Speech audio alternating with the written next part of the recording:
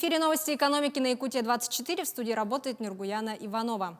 Российская экономика в 2020 году оказалась более устойчивой, чем ожидали эксперты и международные организации.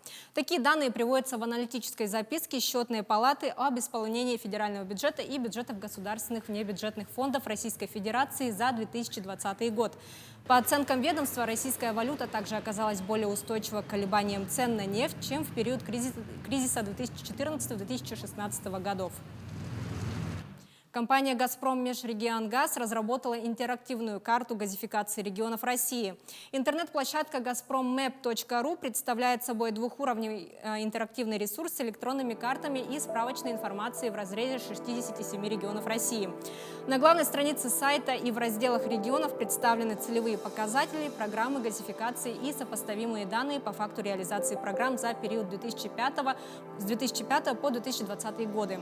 Это число домовладений и квартир, котельных и промышленных предприятий, для которых будут созданы условия газификации, протяженность планируемых газопроводов.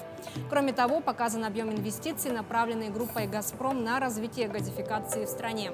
Согласно карте, по программе газификации за период с 2008 по 2019 годы в Якутии газифицировано 5135 домовладений и квартир, подключено 58 котельных и предприятий, построено 223 километра новых газопроводов. Компания «Алмазы Анабара» планирует в этом году направить на социально-экономическое развитие Анабарского, Оленёкского и Эвено-Бытантайского районов около 109 миллионов рублей. Компания ежегодно заключает соглашение о социально-экономическом сотрудничестве с 5 районами Якутии. В рабочем порядке также фактически подписаны соглашения еще с Булунским и Жиганским районами. Отметим, что решение о сотрудничестве «Алмазов Анабара» с районами было принято в целях защиты населения территорий, расположенных вблизи зоны производственной деятельности компании, на весь период недропользования. При этом главными приоритетами компании остаются соблюдение экологических требований, профобучение и трудоустройство местного населения. Власти Якутии распространили программу поддержки молодых оленеводов на весь регион. Оленеводы младше 35 лет могут получить выплату в размере 1 миллиона рублей на строительство или покупку жилья. Ранее эта программа действовала только в арктической зоне. Право на получение социальной выплаты предоставляется молодым людям, которые не менее 4 лет занимаются домашним северным оленеводством. Право на выплату предоставляют только один раз, а ее получатель должен отработать в отрасли еще 5 лет.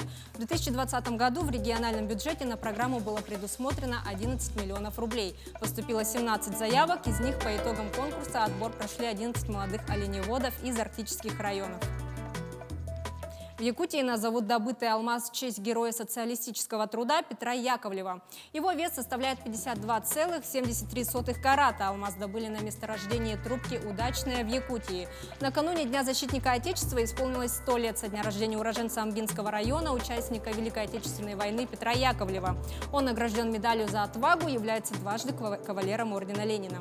Напомним, что в 2020 году в рамках проекта «100 именных алмазов к столетию государственности Якутии» крупным алмазам, добытым на территории республики, присваивали имена героев Советского Союза, которые отправились на фронт Великой Отечественной войны из Якутии.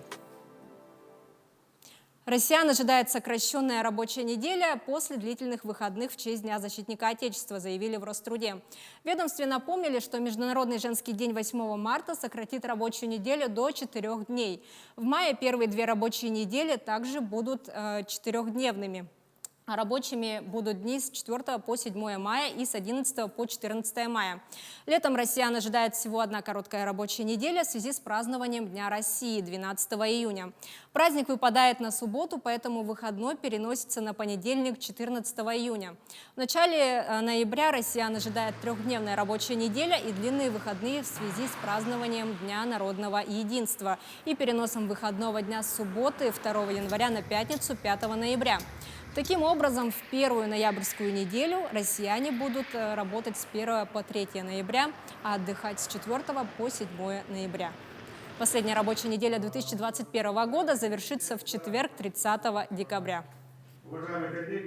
Это все к этому часу. Оставайтесь в курсе экономических событий на Якутия-24. Василий, передаю тебе слово.